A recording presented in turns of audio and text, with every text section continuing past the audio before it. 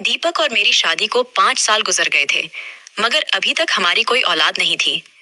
दीपक को मुझ पर भरोसा करते थे।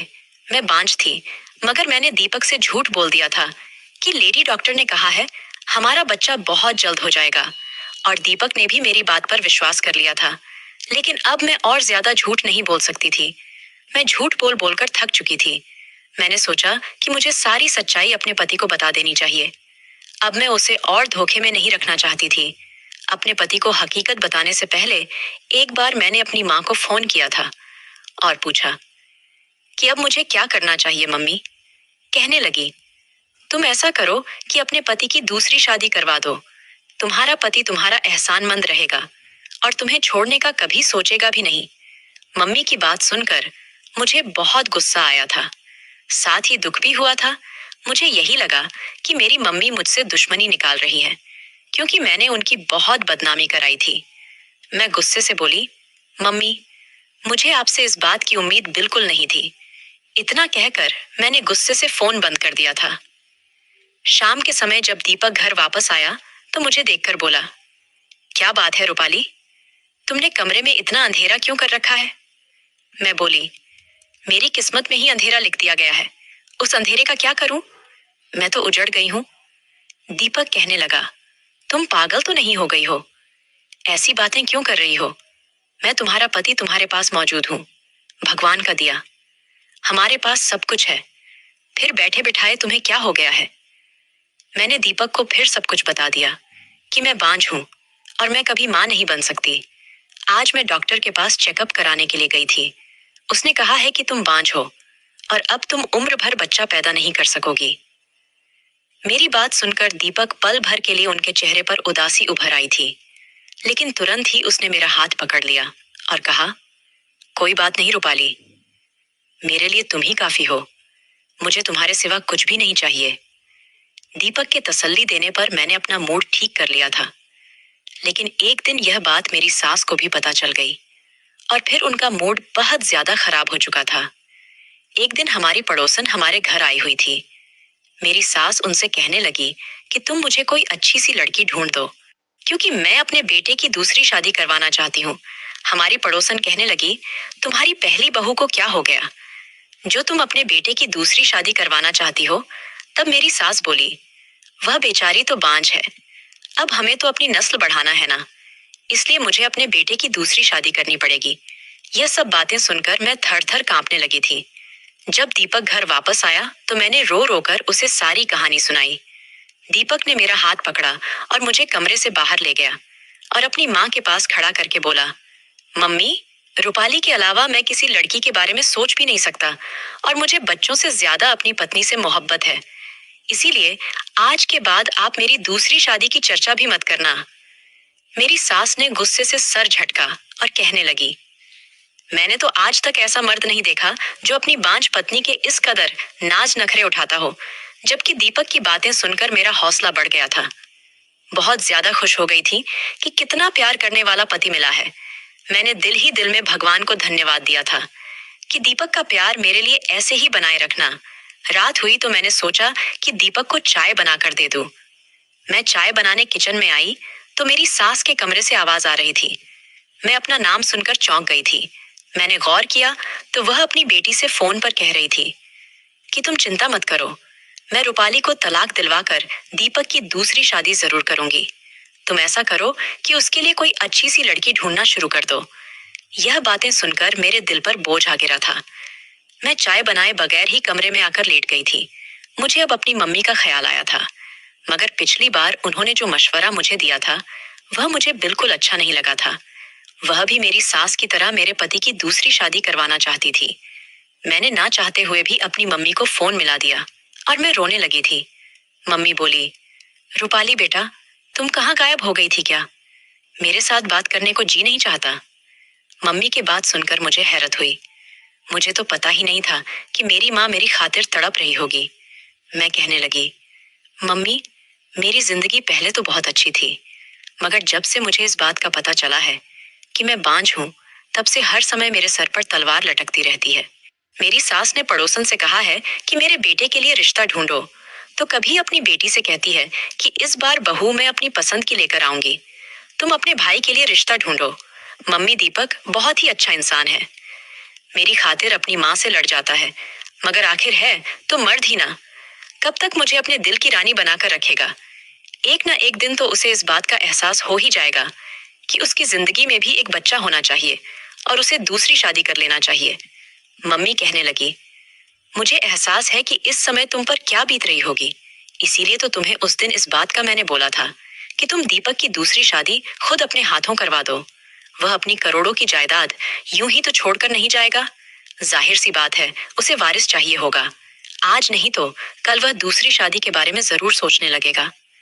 अगर तुम्हारे पति ने अपनी मर्जी की लड़की से शादी कर ली तो फिर सोचो तुम्हारा क्या होगा। मेरी मानो तो किसी गरीब घर की लड़की से उसकी शादी करवा दो। वह तुमसे दबकर रहेगी और तुम्हारी एहसानमंद भी रहेगी और कभी भी तुम्हारी जगह हासिल करने की कोशिश नहीं करेगी। बच्चे पैदा करेगी तो तुम भी बराबर की माँ कहलाने की हकदार होगी। मम्मी की बातें सुनकर मुझे लगा था कि वह बिल्कुल ठीक कह रही है। मैं बोली, मम्मी, आपकी नजर में कोई ऐसी लड़की हो तो मुझे जरूर बताना। मैंने सोच लिया था कि दीपक की दूसरी शादी करवाए। बगैर मेरा अब इस घर में गुजारा मुमकिन नहीं है।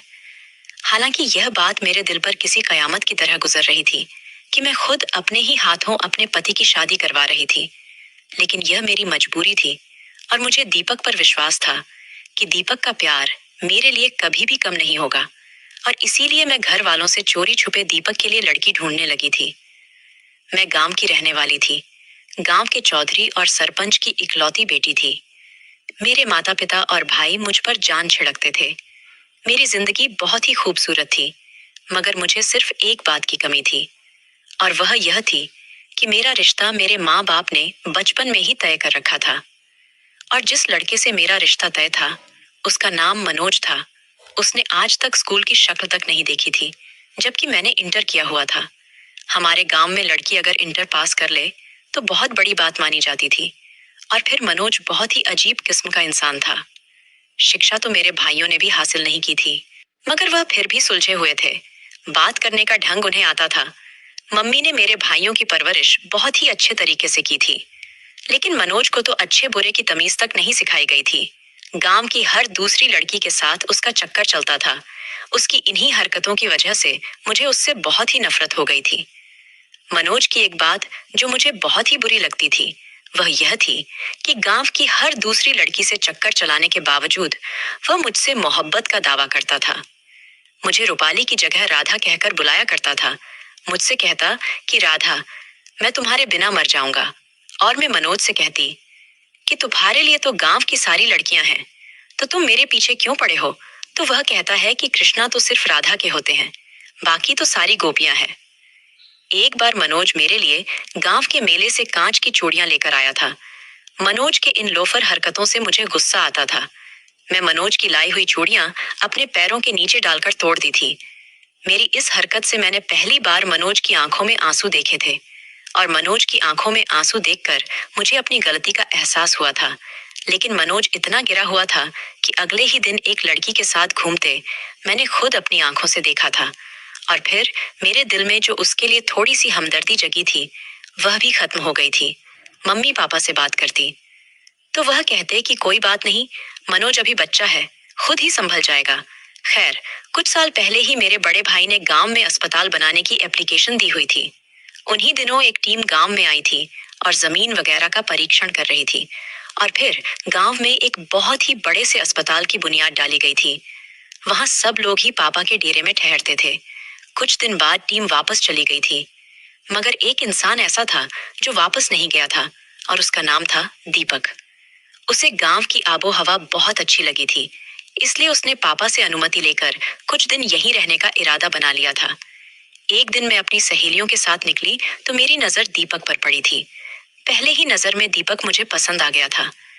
दीपक की आंखों की चमक बता रही थी कि मैं भी उसे पसंद आ गई हूँ। और फिर अगली बार मैं दीपक से खुद ही मिलने चली गई थी।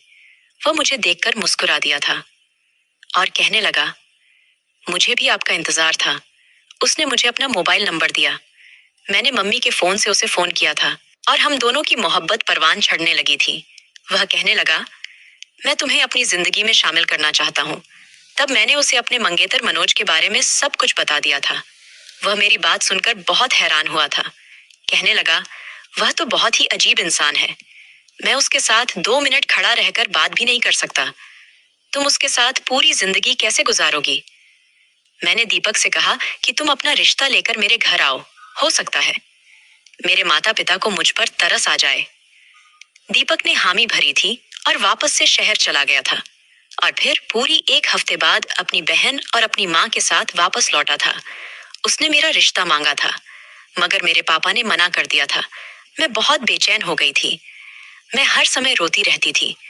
मेरी भाभी और मेरी मम्मी मेरी दिलजोई करने की कोशिश किया करती थी। एक दिन मैंने पापा से बात करने का फैसला लिया। मैंने उनसे कह दिया कि मैं मनोज से शादी नहीं कर सकती।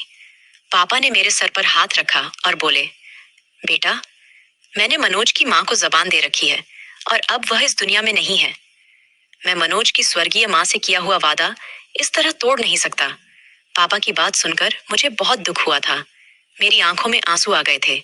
पापा कहने लगे, कोई बात नहीं, वह समय के साथ साथ ठीक हो जाएगा। औरत अगर अच्छी और वफादार हो तो बद से बदतर लड़का भी ठीक कर लेती है। पापा यह कहकर बाहर निकल गए थे। मैंने उसी समय दीपक को फोन किया था। मैं बुरी तरह से रो रही थी। वह कहने लगा, तुम चिंता मत करो, मैं तुम्हें इस तरह से बर्बाद नहीं होने दूंगा। मैं तुम्हें लेने आ रहा हूँ। और फिर मैं भी दीपक के साथ शहर भाग आई थी। मुझे मालूम था कि मेरे पापा की बहुत बदनामी होगी, मगर मैं मजबूर थी। मैं दीपक को खोना नहीं चाहती थी। दीपक ने मेरे साथ शादी की और मुझे अपने घर ले गया था। मगर जब दीपक की माँ को पता चला कि दीपक मुझे घर से भगा लाया है, तो वह कहने लगी, बेटा, तुम गांव के चौधरी का मुकाबला नहीं कर सकते। मुझे डर है कि वह तुम्हें कोई नुकसान न पहुंचा दे। दीपक भी एक करोड़पति बाप का बेटा था, मगर मेरी सास जरा पुराने विचारों की मालिक थी। उन्होंने घर से भागी हुई लड़की को बहू के रूप में स्वीकार नहीं किया था। उन्होंने मेरे और दीपक के बीच फूट डलवाने की हर मुमकिन कोशिश की थी। लेकिन दीपक एक अच्छा पति साबित हुआ था। जिंदगी के हर मोड़ पर उसने मुझे इज्जत दी थी। यह भी भगवान की कृपा थी कि मेरे पापा और भाइयों ने मेरा पीछा नहीं किया था, नहीं तो मेरी जिंदगी नरक बन जाती। खैर, नरक तो अब भी बनी हुई थी, क्योंकि मुझे इस बात का पता था कि मैं बांझ हूं, बच्चा पैदा नहीं कर सकती। मुझे यही ख्याल आता था कि मेरे साथ यह सब मेरे माँ बाप की बद्दुआ का नतीजा तो नहीं है। खैर, अब मैंने अपने पति की दूसरी शादी करवाने की सोच ली थी। मैं अपनी सास की जिद के आगे अपनी जिंदगी तबाह होने नहीं देना चाहती थी। इसीलिए मैंने अपनी सास से चोरी छुपे मोहल्ले की एक औरत को कुछ पैसों के बदले अपने साथ मिल लिया था। मैंने उससे कहा था कि तुम मुझे किसी मजबूर गरीब लाचार सी लड़की का रिश्ता ला कर दो और इस बात का किसी को पता नहीं चलना चाहिए। उस औरत ने बड़े ही गुप्त रूप से मुझे अपने घर पर बुलाया था। उसने मेरे सामने एक लड़की की तस्वीर रखी थी। मैं तो उसकी खूबसूरती देखकर ही दंग रही थी। ऐसा लग रहा था कि वह जैसे चांद का टुकड़ा है। रिश्ता करने वाली वह औरत कहने लगी, यह लड़की अनाथ है और अपने चाचा के साथ रहती है। इसकी चाची चाहती है कि यह जल्द से जल्द अपने घर की हो जाए। मैं तो लड़की की तस्वीर देखकर बोली, आंटी, मैं कभी अपने पति की शादी इस लड़की से नहीं करूंगी। उसका हुस्न तो देखो, मेरा पति तो इसके इश्क में पागल ही हो जाएगा। वह औरत कहने लगी, बेटा, यह रिश्ता बहुत ही अच्छा है, इसको हाथ से मत जाने दो। यह बहुत ही सीधी सादी सी लड़की है, तुम्हारे सामने दब कर रहेगी। मेरा जी तो नहीं मान रहा था, मगर मैंने उस नैना नाम की लड़की का रिश्ता स्वीकार कर ही लिया। मैं तस्वीर लेकर घर पहुंची तो बड़ा अजीब सा मंजर देखने को मिला था। मेरा पति सोफे पर बैठा हुआ था, जबकि मेरी सास और नंद उसके सामने बैठी हुई थी। मेरी ननद बोली, भाई, आप एक बांझ लड़की के साथ जिंदगी क्यों गुजारना चाहते हैं? मैंने और मम्मी ने तुम्हारे लिए एक बहुत ही अच्छी लड़की देखी है, तुम उससे शादी कर लो। जिस पर दीपक बोला, आप दोनों अब बस भी करो। मैंने पसंद की शादी करके कोई इतना बड़ा जुर्म नहीं कर लिया कि आप मुझे हर वक्त ताने देते रहते हैं। मैंने आपसे कह दिया है कि रूपाली के अलावा मैं किसी को स्वीकार नहीं करूंगा। वह मेरी पत्नी है और मरते दम तक वही मेरी पत्नी रहेगी। जहां सास और नंद की बातों ने मेरा दिल छलनी कर दिया था, वही दीपक की बातें सुनकर मुझे बहुत ही हिम्मत मिली थी। मैं उनसे कुछ बोले बिना ही कमरे में चली गई थी। थोड़ी देर बाद दीपक भी मेरे पीछे ही आ गया था। वह कहने लगा, तुम मम्मी और दीदी की बातों को दिल पर मत लेना। मैं बोली, आप दूसरी शादी कर ले दीपक। दीपक मेरी बात पर हैरान हो गया था। वह कहने लगा, मैं ऐसा हरगिज नहीं कर सकता। मैंने कहा, आपको दूसरी शादी की इजाजत दे रही हूँ, मगर आप मेरी पसंद की लड़की से ही शादी करेंगे, अपनी माँ की पसंद की लड़की से नहीं। दीपक कहने लगा, तुम्हारे अलावा मैं किसी को स्वीकार नहीं कर सकता, फिर वह चाहे तुम्हारी पसंद की हो या फिर मम्मी की पसंद की, इससे कोई फर्क नहीं पड़ता। मैं बोली, मुझे बच्चे की इच्छा है, आपकी शादी हो जाएगी तो हमारे घर भी बच्चे होंगे, मेरी तरसी हुई ममता को सुकून मिल जाएगा। दीपक ने इनकार कर दिया और कमरे से बाहर चला गया, जबकि मैं वहीं बैठी रोती रही। सच तो यह है कि मुझे बच्चों की कोई इच्छा नहीं थी। मैं तो यह सब बस दीपक को खोने के डर की वजह से कर रही थी। खैर, कुछ दिन मेरे और दीपक के बीच नाराजगी रही थी, मगर मैंने उसे रो रो कर दूसरी शादी के लिए तैयार कर ही लिया था। मगर मैं खुश नहीं थी। नैना को अपनी सहेली बना लिया था, और जिस दिन नैना मेरी सौतन बनकर मेरे घर आई थी, मेरी सास ने खूब हंगामा मचाया था। उन्होंने दीपक के साथ भी बहुत लड़ाई की थी कि कम से कम दूसरी शादी तो मेरी मर्जी से कर लेते। सास को यूं जलता हुआ देखकर वैसे तो मुझे सुकून मिल जाना चाहिए था, मगर मैंने वह पूरी रात अंगारों पर गुजारी थी। मैं पूरी रात रोती रही थी। यह ख्याल मेरी रूह को छलनी करने के लिए काफी था कि जिस इंसान की आंखों में सिर्फ मेरे लिए मोहब्बत हुआ करती थी, आज वह किसी और को देखकर मुस्कुरा रहा होगा। जिस इंसान की बाहों में अब तक मैं सोती आ रही थी, आज उसकी बाहों में कोई और सो रही होगी। मुझे किसी पल सुकून नहीं मिल रहा था। पूरी रात करवाटे लेते लेते गुजारती थी। सुबह हुई तो मैं जल्दी से अपने कमरे से निकल आई थी, क्योंकि मैं दीपक से मुलाकात करना चाहती थी। मगर वह तो दिन के 12 बज जाने पर भी कमरे से नहीं निकला था। मैंने अपनी सौतन नैना से पूछा तो वह कहने लगी, दीपक तो सो रहे हैं। मैंने उसकी तरफ घूर कर देखा और बोली, तुमने उसे जगाया नहीं? तब नैना रोने लगी थी और बोली, दीपक ने मुझसे कहा है कि उन्होंने यह शादी सिर्फ आपकी जिद की वजह से की है, और अब मैं किसी भी तरह उन पर अपना हक ना जताऊं, नहीं तो वह मुझे तलाक देकर घर से निकाल देंगे। मैं आपसे माफी मांगती हूँ। मैं उन्हें जगाने की हिम्मत नहीं कर सकती। अगर उन्होंने मुझे अपने घर से निकाल दिया तो मैं कहाँ जाऊंगी? मैं फिर से अपनी चाची के घर जाने का सोच भी नहीं सकती। मेरी चाची मुझ पर बहुत जुल्म करती हैं। रिश्ते कराने वाली आंटी ने सच में बहुत ही मजबूर सी लड़की मुझे ढूंढ कर दी थी। खैर, मैंने सोचा कि दीपक मुझसे नाराज होंगे। खुद ही जब मूड ठीक हो जाएगा तो कमरे से बाहर निकल आएंगे। मगर मेरी यह गलतफहमी थी। दीपक की शादी को आज तीसरा दिन था, मगर वह अभी तक कमरे से बाहर नहीं निकला था। मुझे अब अजीब से ख्याल सताने लगे थे। इसलिए जब एक दिन नैना किचन में बिजी थी तो मैं उसके कमरे में चली गई थी। दीपक अपने मोबाइल पर बिजी था। कदमों की आवाज सुनकर बोला, आ गई मेरी प्यारी नैना। शब्द थे या हथौड़े जो मेरे सर पर आकर लगे थे। मैं वापस उन्हें कदमों से लौट आई थी। क्या सिर्फ 3 ही दिनों में नैना ने दीपक को अपना बना लिया था? मेरी आंखों से आंसू बहने लगे थे। मेरा दिल बहुत ही तड़प रहा था। मैं अपनी सास के कमरे की तरफ बढ़ी थी। तब पता चला कि मेरी तो नंद भी आई हुई थी। मेरी सास अपनी बेटी से कह रही थी, देखा तुम्हारी माँ कितनी सयानी है। मैंने एक ही चाल चली कि सांप भी मर गया और लाठी भी नहीं टूटी। रूपाली बेचारी को तो यह भी नहीं मालूम कि उसने अपनी पति की शादी जिस लड़की से करवाई है वह मेरी पसंद की लड़की थी, और फिर दीपक भी नैना पर पहले ही नजर में फिदा हो गया था। ये सब तो इस लालची औरत की वजह से हुआ है, जिसने रूपाली को बेवकूफ बनाया था। यह सब सुनकर मेरा दिल फटने लगा था। मेरी सास आगे बोली, मैं रूपाली को खाने में बच्चा ना होने वाली इतनी गोलियां खिलाई हैं कि अब वह सच में बांझ बन चुकी है। ये सब शब्द थे कि पत्थर जो मेरे शरीर पर बरस रहे थे। मैं जल्दी से अपने पति के कमरे की तरफ गई थी ताकि उसको बता सकूं कि आकर अपनी माँ और बहन की बातें सुने। उन्होंने मुझ पर कितना जुल्म किया है। जब मैं दीपक के कमरे की तरफ गई तो वह नैना से कह रहा था, मैंने जज्बात में आकर बहुत ही गलत फैसला कर लिया था। जब मैं रूपाली को भगाकर लाया था तो शादी के कुछ ही समय बाद मुझे अपनी गलती का एहसास होने लगा था, मगर तब तक बहुत देर हो चुकी थी। रूपाली के भाइयों को पता चल चुका था कि वह मेरे साथ आई है।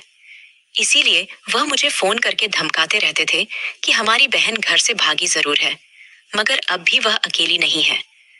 अगर तुमने हमारी बहन का ख्याल नहीं रखा तो तुम्हारा अंजाम बुरा होगा। मैं वहां रहकर आया था।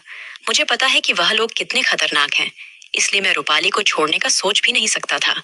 अब मम्मी ने मोहल्ले की एक औरत के साथ मिलकर मेरी पत्नी को पागल बनाया और उसी के हाथों मेरी शादी तुम्हारे साथ करवा दी है। और मेरी जान नैना, तुम भी मुझे पहले ही नजर में भा गई हो। जिंदगी भर अब तुम मेरे साथ रहोगी। हाय, मैं यह क्या सुन रही थी? ये वही दीपक था जिसकी वजह से मैंने खुद को दांव पर लगा दिया। मैं दबे कदमों दीपक के कमरे में चली गई थी। वह मुझे अपने सामने देखकर हैरान हो गया था। उसे शायद उम्मीद नहीं थी कि मैं उसका राज इतनी जल्दी जान लूंगी। मैं बोली, दीपक, अगर छोड़ना ही था तो यूं ही छोड़ देते मुझे। बांझ बनाना जरूरी था क्या? किसी इंसान से भगवान की दी हुई सौगात छीन लेना उसका खून कर देने के बराबर होता है। तुम सबने मिलकर मुझे बेमौत मार दिया है। इतना कहकर मैं उसके कमरे से निकल आई थी। वह मेरे पीछे आया था। कमरे का दरवाजा खटखटाता रहा, मगर मैंने दरवाजा नहीं खोला। फिर उसी रात में दीपक के घर से और उसकी जिंदगी से हमेशा के लिए निकल आई थी। मैं अब एक अनाथ आश्रम में रहती हूँ। मैंने दीपक से अभी तक तलाक नहीं ली है, क्योंकि अब मुझे किसी भी मर्द पर विश्वास नहीं था। तो फिर तलाक लेने का क्या फायदा? मैं मम्मी से फोन पर बात कर लिया करती हूँ। वह मुझसे मिलने भी आती है। वह मुझे घर ले जाना चाहती है, मगर मुझ में इतनी हिम्मत नहीं है कि मैं अपने भाइयों और अपने बाप का सामना कर सकूं। एक दिन अपनी किस्मत पर बैठी आंसू बहा रही थी, तभी बाहर बैठा गार्ड मेरे पास आया था। उसके हाथ में एक लिफाफा था। मुझे देते हुए कहने लगा, मैडम जी, यह लिफाफा एक आदमी आपके लिए देकर गया है। उस लिफाफे पर नजर पड़ते ही मुझे पहले ख्याल दीपक का आया था, और इस ख्याल के साथ ही बेतहाशा नफरत मेरे दिल में उमड़ आई। अब तो मुझे दीपक के नाम से ही नफरत हो गई थी। खुद पर हंसी आती थी कि कभी मैंने दीपक को दिलो जान से चाहा था। जी चाहा कि वह लिफाफा उठाकर अभी बाहर फेंक दूं, और अपने इस ख्याल को पूरा करने के लिए मैं आगे बढ़ी थी।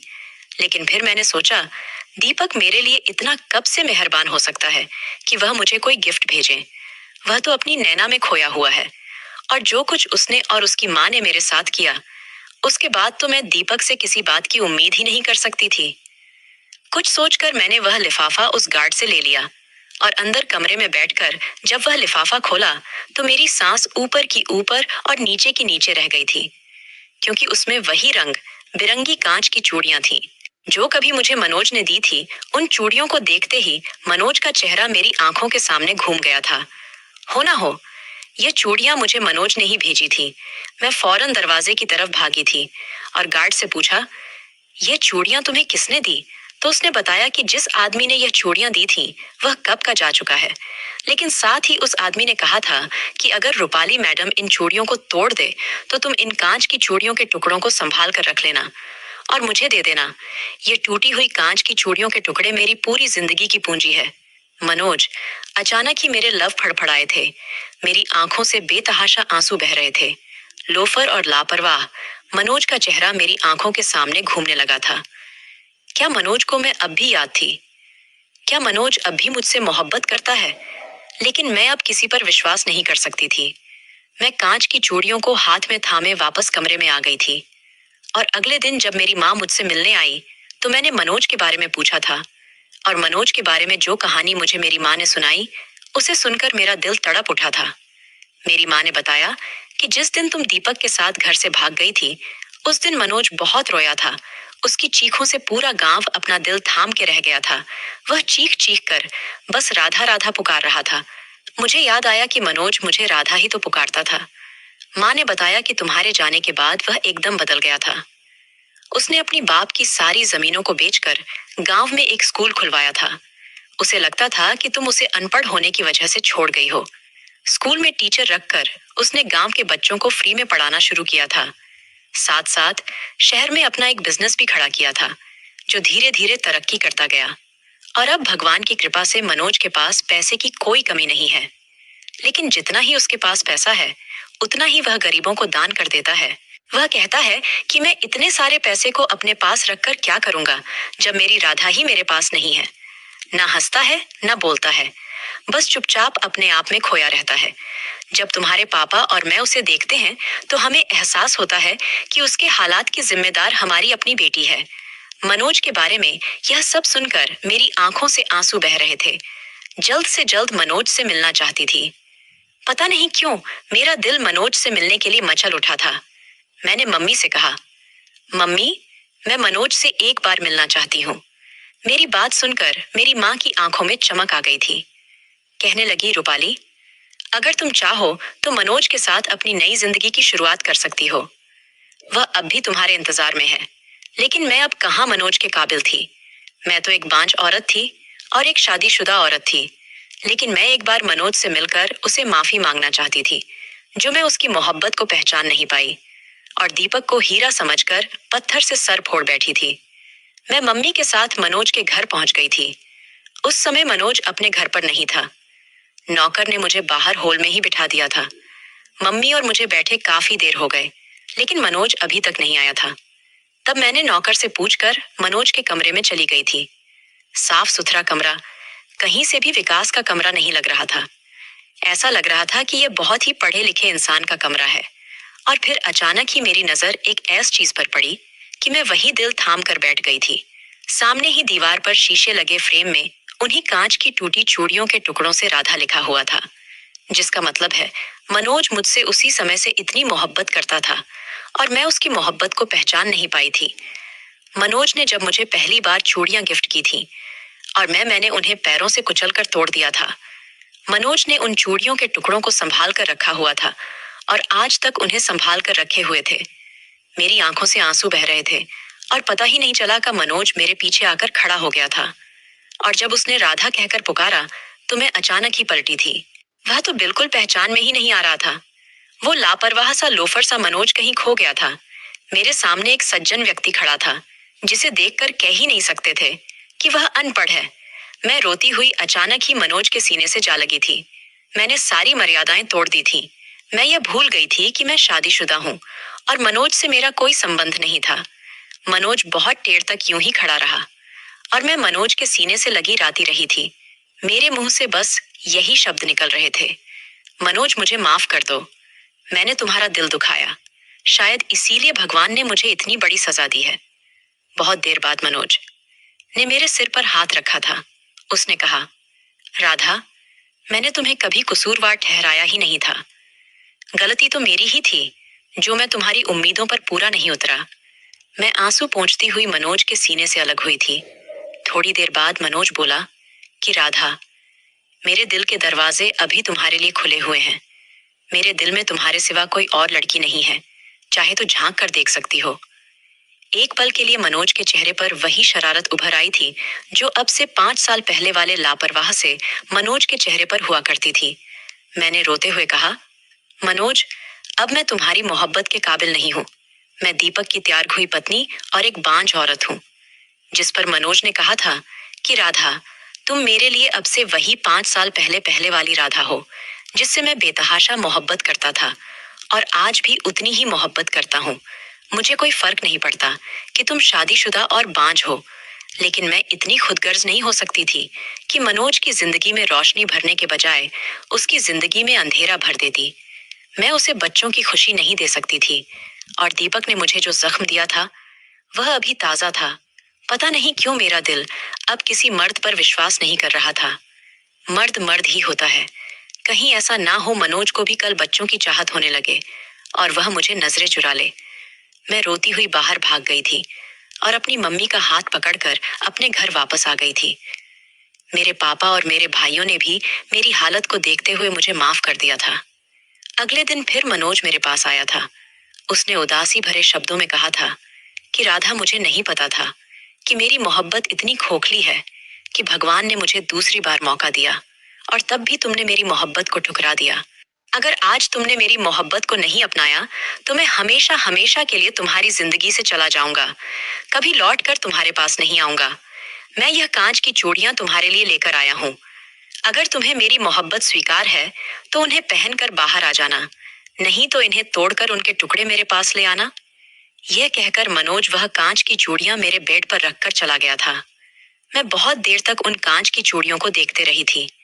भगवान ने मुझे दूसरा मौका दिया था, एक सच्चे प्यार को पाने का मौका दिया था और अब मैं उस मौके को छोड़ना नहीं चाहती थी। मैंने वह कांच की चूड़ियां उठाई और अपने हाथों में पहन ली थी। जब मैं बाहर निकाल कर आई तो मनोज मम्मी के साथ बातों में बिजी था। मैंने अपने हाथ पीछे कर रखे थे। मुझे बाहर आते देखकर मनोज के चेहरे का रंग बदल गया था। वह शायद यही सोच रहा था कि मैं चूड़ियों के टुकड़े करके लेकर आई हूँ।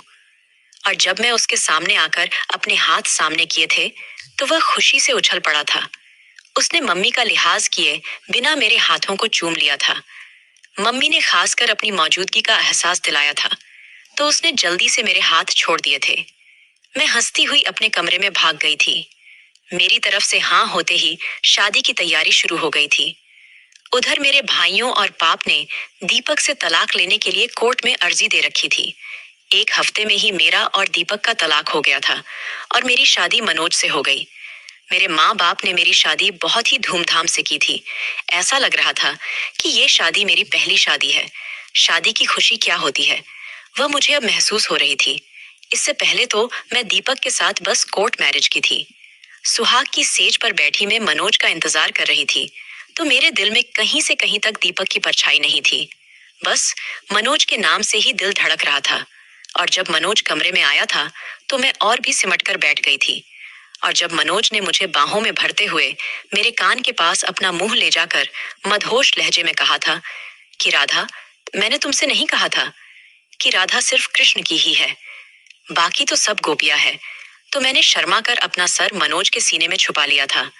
मनोज ने भी कसकर मुझे अपनी बाहों में भर लिया था। मनोज के साथ जिंदगी इतनी हसीन हो जाएगी, कभी सोचा नहीं था। मनोज की मोहब्बत के साए में 1 साल गुजर चुका था। मैं मनोज को अपनी और दीपक की सारी कहानी सुना दी थी। मनोज ने मेरा इलाज करवाना शुरू कर दिया था और डॉक्टर ने उम्मीद दिलाई थी, इलाज के बाद मैं मां बन सकती हूँ। और एक दिन मार्केट में शॉपिंग करते हुए मेरी मुलाकात दीपक से हुई थी। लेकिन दीपक के चेहरे पर जरा भी रौनक नहीं थी। मुझे देखते ही वह मेरे पास आया था। मुझे हाथ जोड़कर माफी मांगी थी। कहने लगा, रूपाली, मैं और मेरी माँ ने तुम्हारे साथ जो किया उसकी सजा भगवान ने मुझे दे दी है। मेरी माँ पैरालाइज हो गई है और वह बिस्तर पर पड़ी रहती है। मेरी माँ को पोता खिलाने की बहुत जल्दी थी और जब शादी के 1 साल बाद भी नैना प्रेग्नेंट नहीं हुई तो मैंने और नैना ने अपने टेस्ट करवाए, जिसमें नैना की रिपोर्ट नॉर्मल थी। लेकिन मेरी रिपोर्ट में आया कि मैं कभी बाप नहीं बन सकता। अब नैना दिन रात मुझे बांझ होने के ताने देती है। रूपाली, मुझे तुम्हारी मोहब्बत बहुत याद आती है, लेकिन अब कुछ नहीं कर सकता। तुम मेरी जिंदगी से जा चुकी हो, लेकिन बस एक काम कर सकता हूँ कि तुमसे हाथ जोड़कर माफी मांग सकता हूँ। अगर तुम माफ कर सकती हो तो प्लीज जरूर कर देना। हो सकता है तुम्हारे माफ करने से मेरे जिंदगी में आए हुए दुख को थोड़े से कम हो जाए। मैंने कसकर मनोज का हाथ पकड़ा और मनोज की तरफ देखते हुए दीपक से कहा था कि दीपक, मैंने तुम्हें माफ कर दिया है। जब भगवान ने तुम्हें तुम्हारे किए की सजा दे दी तो फिर भला मैं कौन होती हूँ तुम्हें सजा देने वाली। और इतना कहकर मैं आगे बढ़ गई थी। दीपक हारे हुए जुआरी की तरह मुझे देखता रहा था और मैं मनोज का हाथ थामे आगे बढ़ती जा रही थी, जहां आगे जिंदगी में मेरे लिए खुशियां ही खुशियां थीं। दोस्तों, वीडियो कैसा लगा कमेंट करके जरूर बताना। वीडियो को लाइक और चैनल सब्सक्राइब कर देना।